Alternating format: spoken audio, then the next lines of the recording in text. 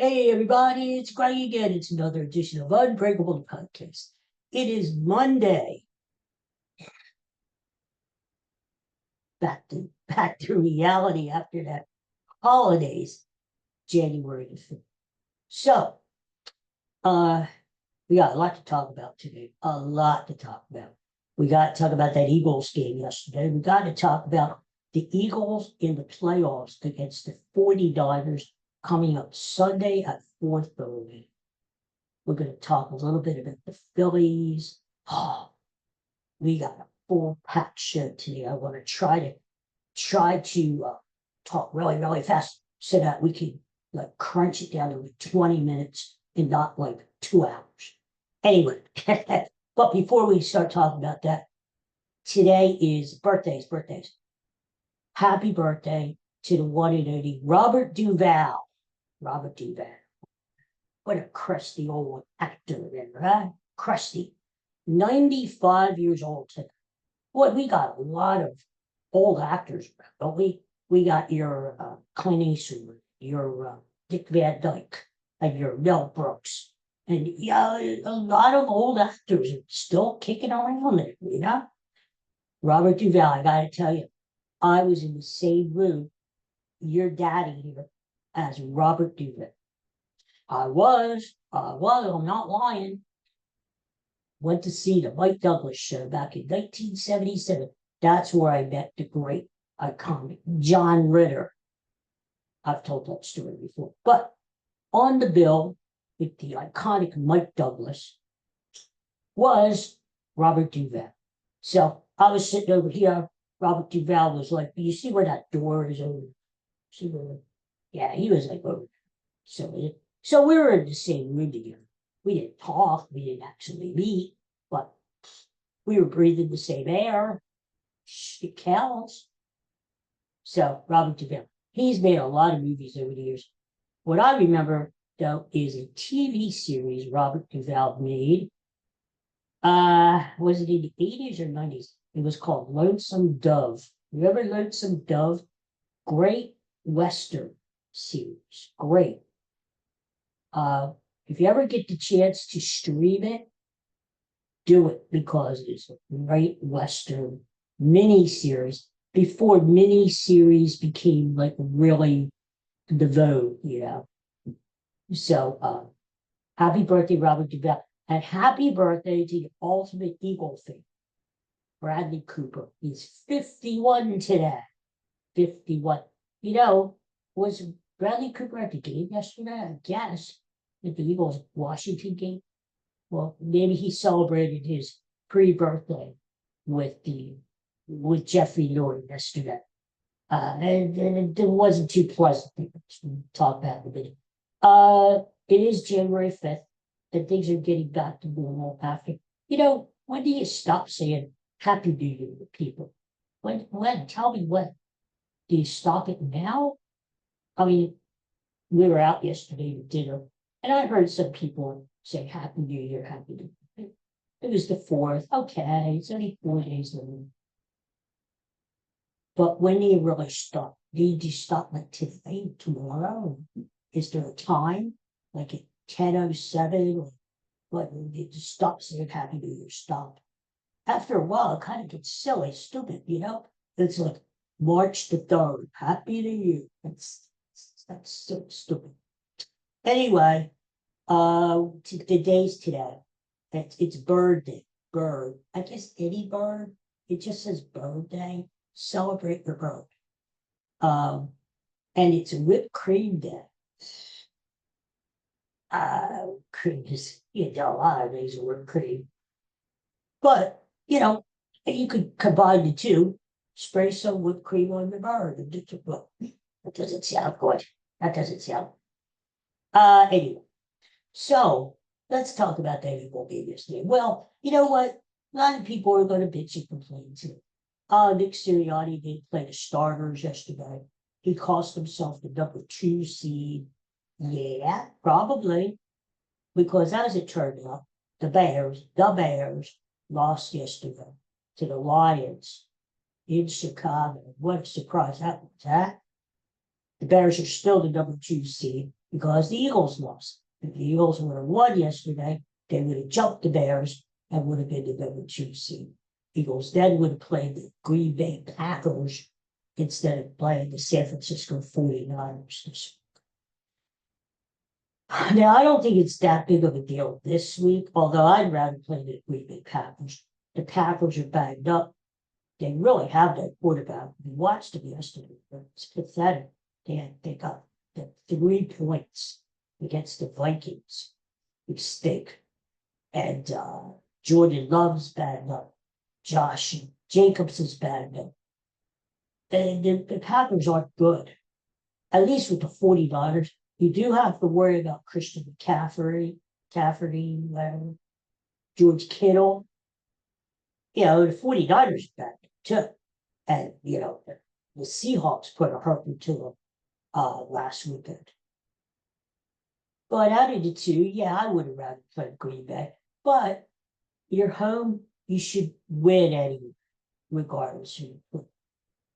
Where the not winning yesterday, where it's going to hurt is if you get past the first round, you're going on to the second round. If you're playing Chicago, now if Chicago wins their first round game against Green Bay, now we have to go to Chicago. Now, I'm not saying the Eagles can't win in Chicago. They can. They've done it before. Remember the double doink game? But, I mean, you could ask any one of those coaches, where would you rather play? Well, you're going to get the pat answer. Well, it doesn't matter. We have to beat them anyway. If we're good enough, we're going to beat them, blah, blah, blah. If those players and coaches were being honest, they would say they would rather play in Philadelphia because you got your home field advantage, you got the crowd, your fans, home cooking, you don't have to travel, right? So you're going to miss out on that in second. And really, the Eagles should have beat the pathetic Washington Commanders. Washington did have a little incentive yesterday because if you remember the first time they played about 2 weeks ago, Eagles beat them, but there was a lot of fights in that game. And in fact, at the end of the game, Washington said, well, we'll play again in 2 weeks, blah, blah, blah. So they were kind of like a little motivated. Whereas you would think a regular bad team like Washington would just roll over after you got down yesterday and pack it in, say, we're going on vacation. But no, to Washington's credit, they didn't pack it in. And they ended up beating the Eagles. So, a lot of reasons why Tanner McKee was not that good yesterday. All those people, oh my God, on the radio, which is stupid, saying a couple weeks ago, well, Jalen Hurts, bench Jalen Hurts. But Jalen Hurts is the guy who won you a Super Bowl in greats. And now you want to bench him? Tanner McKee. Oh, Tanner McKee is the greatest thing since sliced bread. Tanner McKee this, Tanner McKee that. Well, we saw Tanner McKee yesterday. There's a reason why Tanner McKee isn't the starting quarterback in the NFL. He is a backup because he's just not as good as Jalen. Tanner McKee assured himself to be the Eagles' backup quarterback next season. Why? Because if the Eagles do attempt to trade him during the off season, they're not going to get nearly what they think they're going to get for Tanner McKee, because even though the league is starved for quarterbacks, I'm sure there's a lot of teams out there who would love to have Tanner McKee as their starting quarterback. After his performance yesterday, I would think that teams evaluated him. It's going down a little bit, But so he's got to kind of build up his value. So I would want to trade Tanner McKee anyway because he's an okay backup. You saw what he is. He's an okay backup. Really, the concern is, it's not that the Eagles didn't play their starters. Yes, if they had to do it all, naturally, I think they would say If I knew the Chicago Bears were going to lose, yes, I would play the starters because we want that number 2 seed so we can get an extra home game. Mr. Laurie, the owner, would be happy to have another home crowd, right? Sellout crowd. But we can't really disagree with his decision either, because what if he would play the starters and God forbid, Saquon Barkley breaks his leg, right? Or something crazy could happen. We just don't know. So I think he made the right decision, but it just didn't turn out well, So yeah, yeah, yeah. Anyway, Eagles going to play the 49. Yeah, what happened yesterday is going to matter. It will matter, as I say, next week if the Eagles get through to the second round. It looks like they're probably going to have to go on the then it will matter. But right now, it won't. We're playing San Francisco. You play who you play, right? San Francisco got beat up by Seattle, and they were already beat. They already had a lot of injuries. And they had George Kittle came back and played last week, but he's not himself. He's still hurt. Brock Purdy just came back off the injured list. He looked okay, but then, I think Seattle showed you how to make the 40. You got to stop the run game, first of all. You got to stop Christian McCaffrey. Got to stop him.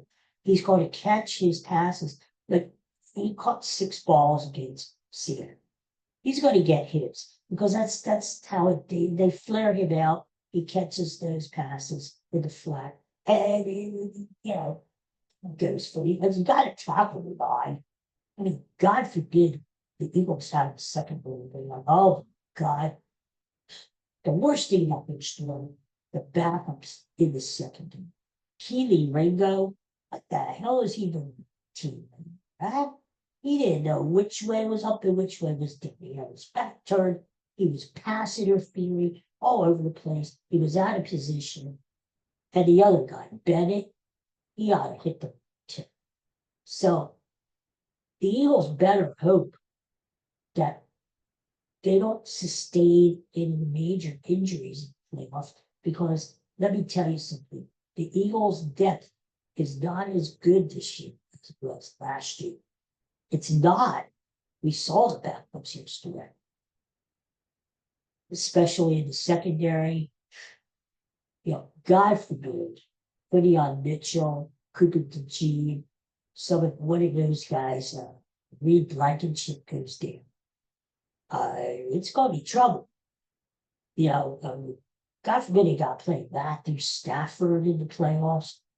He is just going to feast on that second game. So,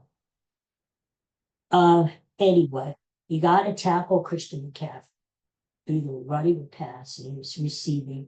You got to make sure you get him the first time, because running after the catch, yards after the catch, he's dangerous. He can take it to the house. George Kittle over the middle. Eagles are usually pretty good covering tight end stuff. I don't think George Kittle is that big of a deal. The Eagles are pretty good. But Eagles got to get pressure on Brock Purdy. Look what Seattle did. They got pressure on Purdy. They made him move his feet. They made him move out of the pocket. When he did try to throw the ball, he wasn't as effective. Jawan Jennings, yeah, he's a good wide receiver, but he's not great. You could cover him. There is a formula to beating the 49ers. And the 49ers defensively, they're not your grandfather's 49ers, okay? They're not that good. They're all banged up in the second half. If Jalen Hurts wanted to feast on the 49ers secondary, he could. It's going to be very interesting to see what the game is. God forbid this Kevin Petula. Oh, God. If anything's going to beat the Eagles in these playoffs, it's going to be the offense. The offense has to get its act together. Of course, you got to stay away from turnovers. You got to limit your penalties. You got to take advantage of your red zone visits. You've got to play well on special teams. Hello there, Jake Elliott. Hello. You know, it's the playoffs. Playoffs. You got to have all your parts of the team compete. But if there's one part of the team, one unit that could be the downfall of the Eagles this year, it is playoffs. It is the offense. Offense got to get it together. Jalen Hurts, you can't be afraid to run if you have that opportunity. It will be interesting. Will the Eagles come out on Sunday afternoon at 4:30 and try to establish the run game Saquon Barkley? It could. Will they come out throwing the ball, knowing that the 49ers are really weak and injured in the secondary? A.J. Brown, Devontae Smith, Dallas Goedert, okay, big game. Jalen Hurts, the guy a lot of these Philadelphia fans wanted to bench a couple of weeks ago. So it is going to be interesting to see what the game holds. So, 49ers have played the easiest schedule in the NFL. And of all the teams in the NFL, San Francisco had the easiest schedule. When they went up against a really good team, look what happened to them last week against Seattle. And they played that game in San Francisco, and they got crushed. So, Seattle showed you how to beat the 49ers. And the Eagles just have to take that blueprint and make it happen. Make it happen. I think the Eagles' defense is just as good as Seattle's. The offense, maybe not as good because Seattle does have a good running attack. They've got Smith on as the receiver there. They're a pretty good offense. The thing that you got to worry about Seattle is the quarterback, Sam Darnold. Is he going to implode in the playoffs again this year? That's why I think, when you look at this playoff field, there's not one dominant team going into the playoffs that you could say, this is the team that's going to win the Super Bowl. You can't say that about any team in the NFC or any team in the AFC. And that includes the Eagles. The Eagles know how to win. They've got the experience. When push comes to shove, they know how to win. But the Eagles have a lot of holes. And it wouldn't surprise me if they didn't play the Rams over to the Seahawks certainly could beat them. The 49ers could beat them. It's the playoffs. Anybody can beat anybody. So there's no one dominant, clear-cut favorite, even in the AFC, to win the Super Bowl. Anybody. So you're going to hear the cliches all week. Oh, we got to take it one game at a time, and we're starting off 0-0, blah, blah, blah. Yeah, that's true. But the Eagles, hopefully they're still hungry after winning the Super Bowl last year. And they should have the advantage because they know what it takes to win. 49er team is a little more experienced because McCaffrey has been there, Kittle's been there. It's not like the Eagles are playing a Carolina team that is like a brand new to the play. So that's concerning because San Francisco, they also takes the win. The problem with San Francisco is they may not have the horses to pull it off. They may know what it takes to beat the Eagles, but do they have the players to do the job? That's the problem. The weather seems like it's going to be pretty wild here in Philadelphia. So it's not going to be cold. It's not going to be snowing. I think it's going to be raining. The weather shouldn't be an issue. So San Francisco playing outdoors, they're used to it. It's not going to affect them like it would the Rams, right? The Rams are an indoor team. They like to play in the weather. Getting the Rams in outdoors in January when it's cold, windy, snowy, you have a big match. Well, we're going to talk more about this game later in the week as we get closer to Sunday. If you look at the game last night, did you see that Baltimore-Pittsburgh game? What a wild game that was. Back and forth and back and forth. Oh my God. It looked like Pittsburgh was going to win for a while. Baltimore comes back with a touchdown. Pittsburgh scores a touchdown, but they missed the extra point. They give Baltimore a chance. Baltimore, with great catch by the tight end Isaiah Likely, they have the ball down near the 20-line. They position the ball in the middle of the field, so their rookie field goal kicker has an easier time with it. All they have to do is hit the 44-yard field goal, which is a chip shot nowadays, and Baltimore wins the game. It goes into the playoffs, wins the AFC games. The kicker chokes. There's no two way about it. He chokes. Right off of his foot. It wasn't even close. The ball veered off to him. He just flat out choked. You gotta hope it's not a thing that he's going to carry with him for the rest of his life. Sort of like Orion Corkery in the Phillies when he forgot you throw the ball to first base, you don't throw the ball to home plate. So and this kicker will loop. I tell you what, it's a sad way to go out because last play in the regular season, and that happened. What a crazy game. Unbelievable. The bottom line is Pittsburgh was in. They play next Monday night at home against Houston. Not going to be easy. Houston's got a good team. Anyway, we'll talk more about the entire playoff field later in the week. Not only will we talk about the Eagles, but I'm going to give you my thoughts on every single playoff game coming in this weekend. And if NFL playoffs are just great, especially this weekend. They call it wild card weekend. You have all these games, right? What is it? 3 games on Saturday, 3 games on Sunday.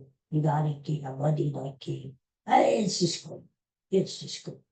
And again, every team, and it's a lot of parity. There's no one clear cut favorite to win the Super Bowl. So all these games at the tournament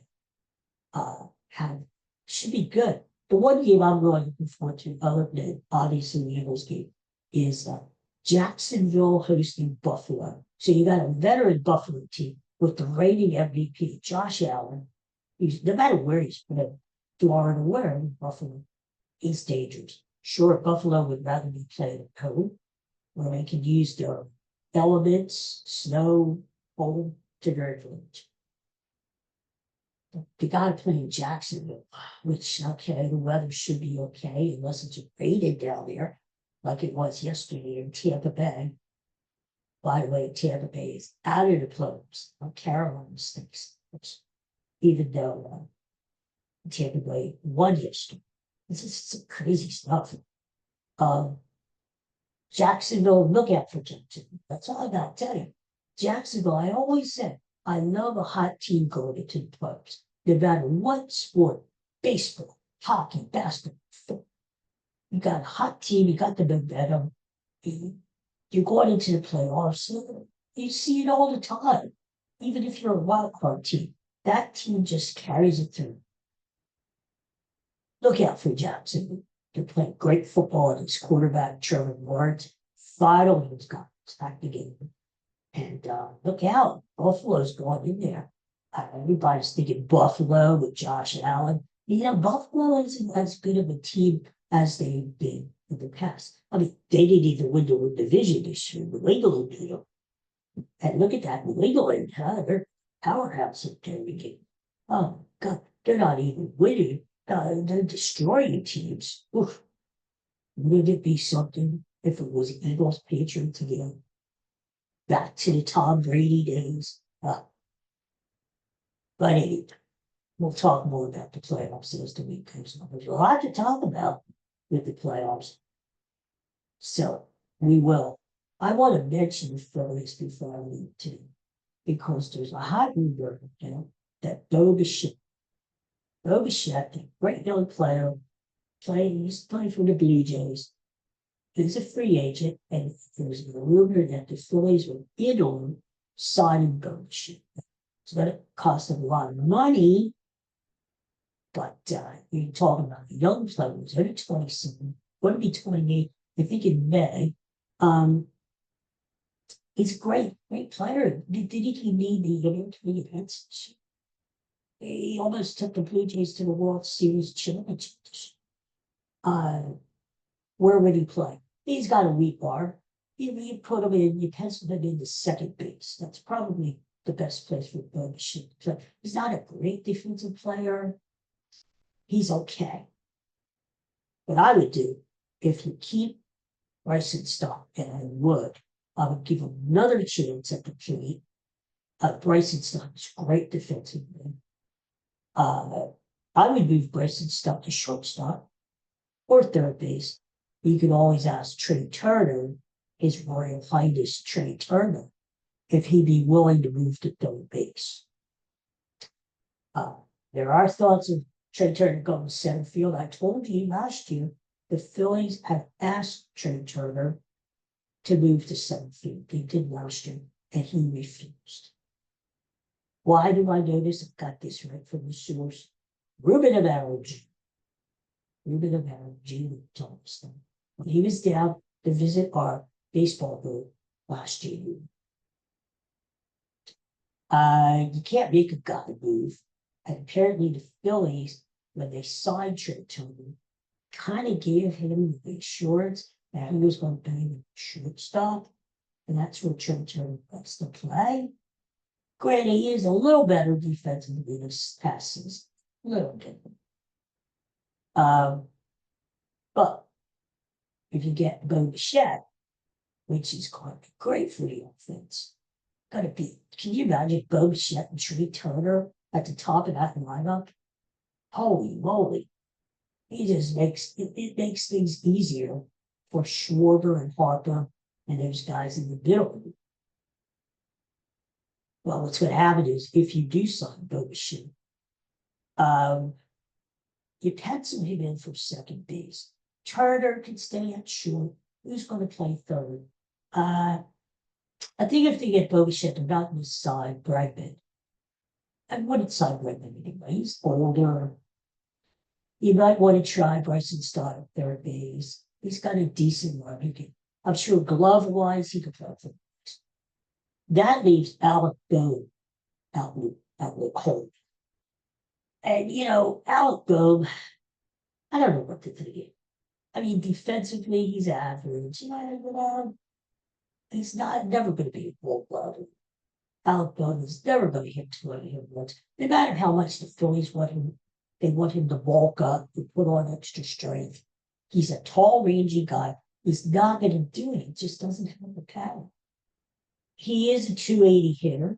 He can drive in 100 guys like I did 2 seasons ago. But right now he's cheap. He's a year away from entering on free agency. The reason I think the Phillies will trade out is number one, if they do get Bichette, it opens up that position, and I think Bill would go. I think even if the Phillies don't get Bichette, Alec Bohm is a candidate to go because he will be a free agent next year. I don't think the Phillies want to cross that bridge with him and give him a lot of money to keep him. And rather than lose him and get nothing, the Phillies might have a team trading Bohm now and while you can get something from him. There are a lot of teams out there who need a third baseman. Seattle needs a third baseman. Maybe you could cry one of those young pitchers from the day. Why not? But I would rather have Bichette. He's a stud. He's going to make you forget about it. He probably would make you forget about Bryson Stott too. He is a stud.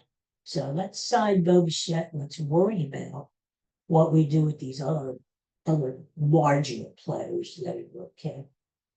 The Phillies still got to make some moves. I'm not satisfied. They've built up their bullpen a little bit. They got Garcia from right field. Okay.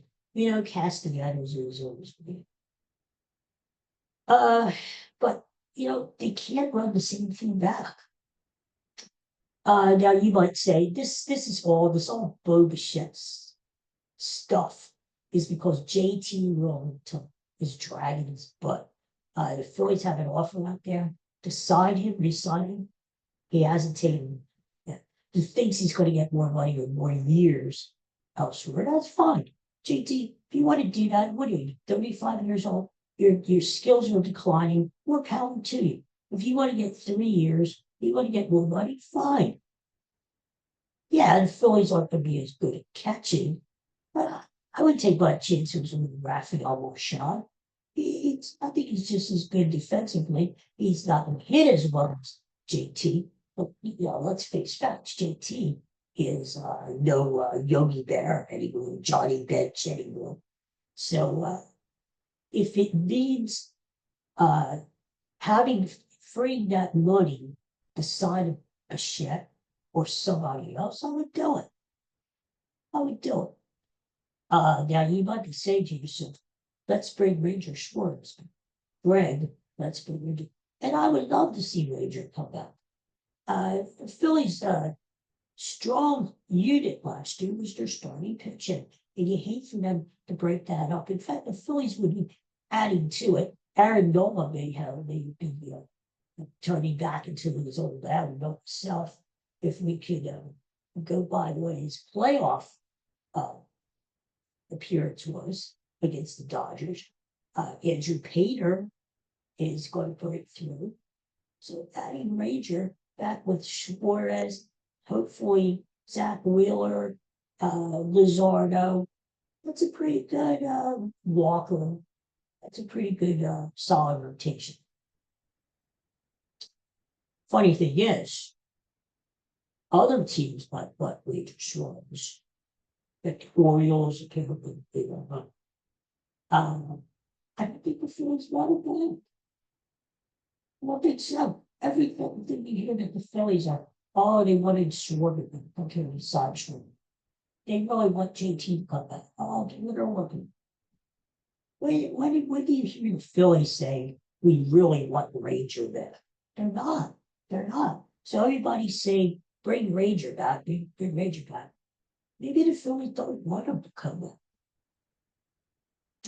I just get that feeling. I think if they really wanted Ranger to come back, they would have made it for time. Would brought back. Because maybe Ranger is hoping they won't make an offer because Ranger does not want to leave. He made a statement the last day of the playoffs, last day when the Phillies got eliminated, that he hopes to come back to Philadelphia. And maybe that's why he hasn't signed elsewhere. Anyway, I don't think it's going to happen because I don't think Dave Dombrowski or John Middleton want to. Why? I don't know. But anyway, so I think it's something to keep an eye on. Now the holidays are over. I think through January, right into spring training, you're going to start to see guys starting to slide. And Bichette is out there. Let's see if the Phillies get it done. They can't run the same team. They've tried that. How many years have we tried going in the playoffs and the team choking, especially the offense? They can't do it. They have to try something new. Dave Dombrowski tried something new. Okay. Do I have to go and run the team?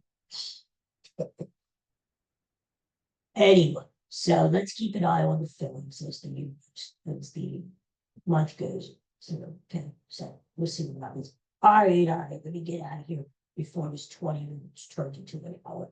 Thank you very much for watching and listening. Hello to all my friends, especially Allie and Dr. McCallum down there. Ted, I hope you're still hanging in there with me. And everybody out there, Happy New Year. It's still not too late to say it. Now, next time I'm back on, be it tomorrow, Wednesday, or Thursday, I won't say it. Anyway, I hope you guys have a great Monday and have a great week. But take care. And I will be back at the end of the week. This is a warning and a promise. I'll be back at the end of the week. We'll talk football. We'll talk playoffs. The playoffs are here, my friends. And if you need something to read in the meantime, check out my book, Stronger Than Bone. It's going to be an audio book very, very soon.